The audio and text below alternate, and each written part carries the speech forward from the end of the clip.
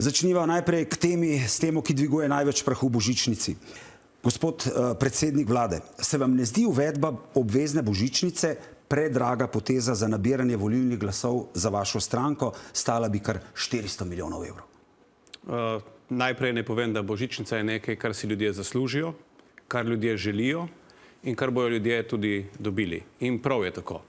Danes božičnico že prejema vsako leto približno 40% zaposlenih v zasebnem sektorju. Prav je, da dobijo vsi to priložnost in ne samo tisti, kjer se za to odločijo njihovi nadrejeni. To je prvo. Drugače pa podatki, o katerih govorite, so žal, pa na srečo, pretirani, ne gre za tak znesek, bistveno manjši, to je drugo. In tretjič, ne uvajamo božičnice samo v letošnjem letu.